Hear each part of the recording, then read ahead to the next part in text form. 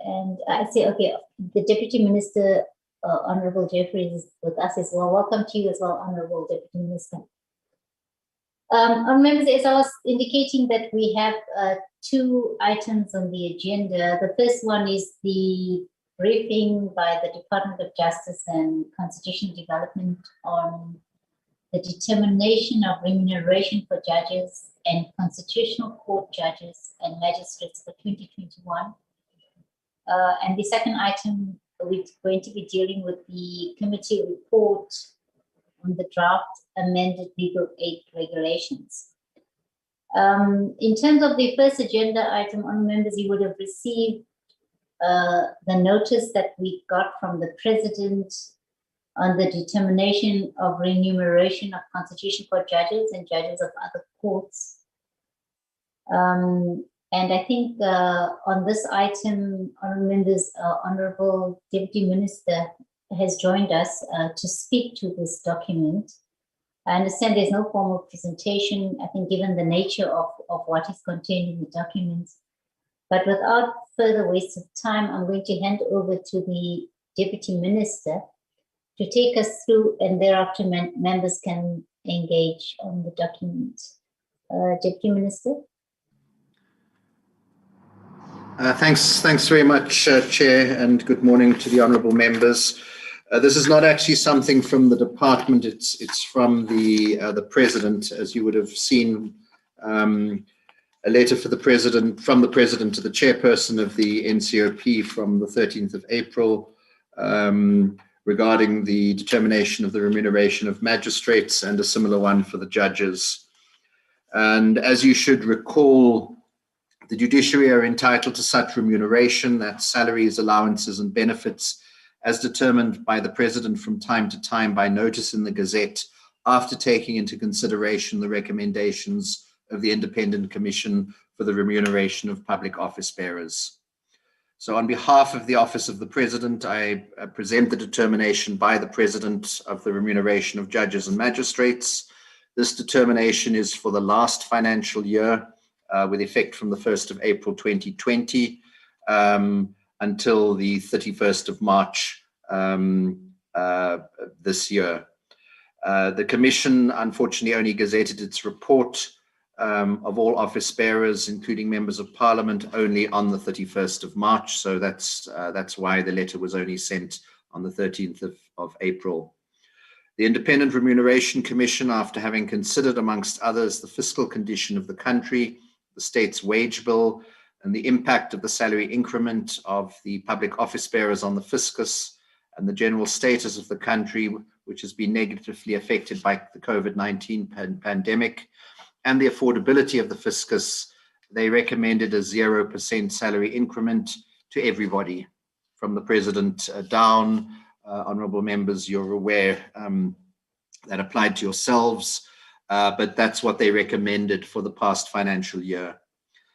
And having considered the recommendations of the Commission and the serious economic challenges facing the country, the President is then intending to determine a 0% increase for all judicial officers, magistrates, and judges. I have to say that in terms of the report of the Independent Remuneration Committee, the Chief Justice and the Lower Courts Remuneration Committee do not support the recommendations of the Commission. In respect of the judiciary, the Chief Justice requested the IRC to accept the principle that salary adjustments, which at a minimum are based on the actual cost of living increases as established by Treasury, must be considered separately from those of other public office bearers by virtue of the constitutional obligation against the reduction of judges' salaries, allowances, and benefits. The judges further contend that Section 176(3) should be construed to ensure that judges are automatically entitled to an annual cost of living adjustment. The IRC is, however, of the view that 176(3) of the Constitution, which was what is being relied on, protects only the nominal value of their remuneration and does not guarantee inflationary adjustments. The IRC is also of the view that the current financial conditions weigh heavily on the entire country and cannot be ignored. Just to maybe say that the magistrates have managed to get an increase every year, but the judges didn't get one in 2016-17. and again in the 2019-2020 financial year. The IRC has indicated that the lower court's Remuneration Committee, on behalf of the Magistracy, raised a valid concern that public servants, and in particular prosecutors, received increases in the past above inflation, while the Magistracy, within the framework of the public office bearers, has received lower than inflation salary increments. The Commission also indicated that they rely on interaction with National Treasury with regards to the affordability of any increases of salaries, and has to that extent appropriately included this in previous recommendations. It should be noted that there have been times in the past where the IRC heeded the advice of National Treasury only for the public sector to receive an increment above inflation. It's also important to inform the committee that the Independent Remuneration Commission is currently busy with a major review of the appropriateness of the current remuneration package of the judiciary. That's both judges and magistrates. This has been going on from some time, since 2017, and 21st Century Pay Solutions has been appointed by the IRC to assist with the major review. We are aware that the judiciary, and especially the magistracy, is extremely unhappy with the slow progress of the major review that is still ongoing, and the committee may want to request or invite the IRC to brief you on their progress with this review at some point. This matter is, however, complex, as the current remuneration dispensation of judges and the magistrates predates the Constitution. The Ministry and the Department are also engaging with their counterparts in National Treasury, Transport, and Public Service and Administration as part of this process. So, Chair, that's effectively the presentation I wanted to make on both matters. They have been to the, this has to be approved by both houses. The National Assembly Portfolio Committee have approved the President's proposals. It's still got to go to the House. It's then also with the with yourselves as the Select Committee to express your view. Thanks, Chair. Thank you very much, Deputy Minister, for that presentation, but also for the update in terms of the major reviews that are being undertaken. Our members, in essence, there's a 0% annual increment in salaries, given the serious economic crisis. And as the Minister has said, we as Parliament, we're required to approve this notice in terms of Section 2, Subsection 4A of the Judges' Remuneration and Conditions of Employment Act. But let me open it up on members if you have any comment or questions for clarity. If I can get an indication, if there's anyone who would like to raise anything.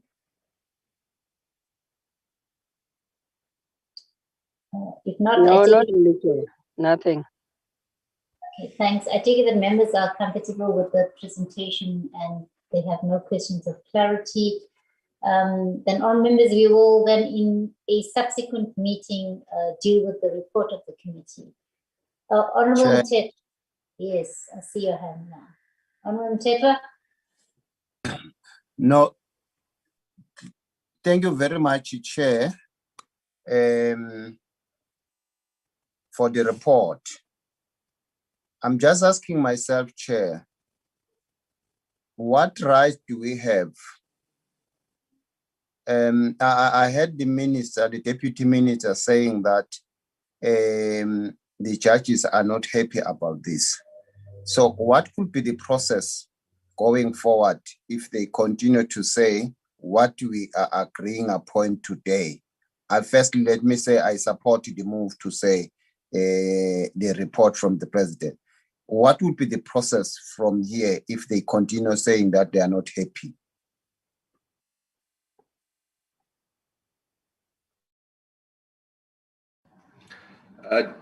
Chair, do you want me to Yeah. Yes, come back? Well, look, the process is President determines, after considering the report of the Independent Remuneration Commission, and before the Gazette can be published, they have to be approved by both houses of Parliament. So that's what the process is on at the moment. We're assuming the National Assembly will approve because the committee is recommending that, and we hope the NCOP will approve. Then it's basically done, and there's no increase. I guess they would then have to look at other remedies. I mean, as I said, the issue is whether the Constitution protects, as I'd said, 16763, the judiciary from having their salaries reduced, and whether that means they have to get inflationary increases or linked increases or not. As I said, this is not the first time. This is the third time that the judges won't have got any increase, not in a row, but it's the third time. I guess it would be then if they want to go to court. I'm not sure then who would hear the matter, because obviously every South African judge or magistrate has a vested interest in the matter. But that would be basically up to them. I have suggested to you that you do look at, not now, not as a hold up to this issue, getting in the Independent Remuneration Commission, if you have time, to brief you on the review they're doing of the magistrates and judges' salaries. But the straight answer to Honourable Mthethwa as well, the remedy would apply to, that applies to everybody else. They would have the opportunity of going to court, although in this situation, there may be some complexities as to who's going to hear the case. Thank you very much, Deputy Minister. Honourable Mthethwa, I think the process is clear. The possibility of having an engagement with the Independent Remuneration Commission could be something that we could look into, because I recall it might have been, as we dealt the last time as well with the judges, with the magistrates' remuneration. This matter did come up as well. Perhaps it's something we can, as a committee, given the time, look into.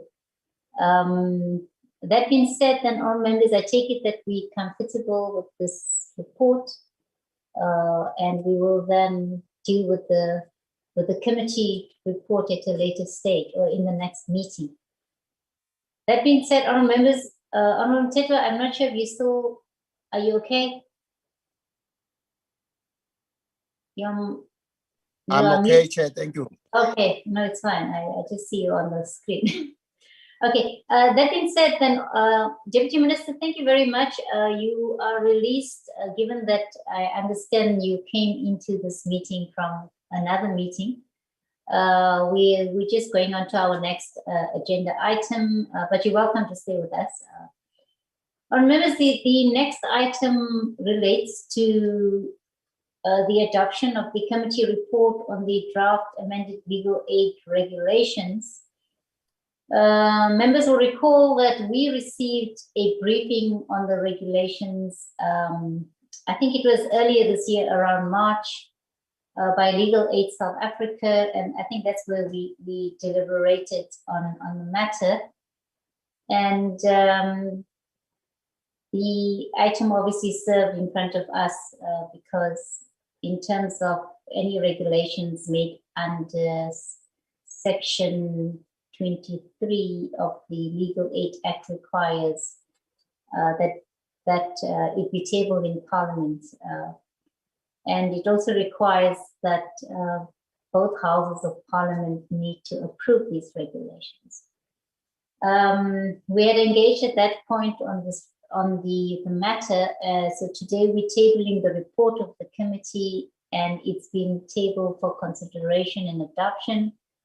Honourable members would have received the report, but if I can just briefly take members through, it's a very short report, but having been briefed or receiving a briefing on the draft amended regulations table in terms of Section 23, Subsection 2 of the Legal Aid South Africa Act 2014 on the 10th of March 2021, the committee, having considered the subject of the draft amended regulations made in terms of the Legal Aid South Africa Act 2014, referred to it, reports that it has agreed to the draft regulations without proposing amendments, and recommends that the National Council of Province approve the draft amended regulations as tabled. Members, if I can open it up for any comments from honourable members in terms of this report. And if there are no comments, then perhaps we can then deal with the adoption of the report. I don't see any hands for comments. I move for adoption, Chair. I move the adoption of the report, Chair. Thank you, Honorable Bartlett. I see Honorable Mtetwa, your hand is up. I second fully the move that has been made by Honorable Bartlett, as usual. Thank you, Chair. Thank you very much, Honorable Members. Are there any objections and or abstentions? I almost forgot that. Okay, if none, then Honorable Members, the report is duly adopted. And I think that also brings us to the end of our agenda for the day. And I think other members have also joined us in the process, Honorable Zanamela, Honorable Fisser. But welcome, and honorable members, this meeting is adjourned, and let me declare it closed. Thank you very much, honorable members, for your attendance and participation. Thanks, Chair. Chair. Thank you so much. Sure.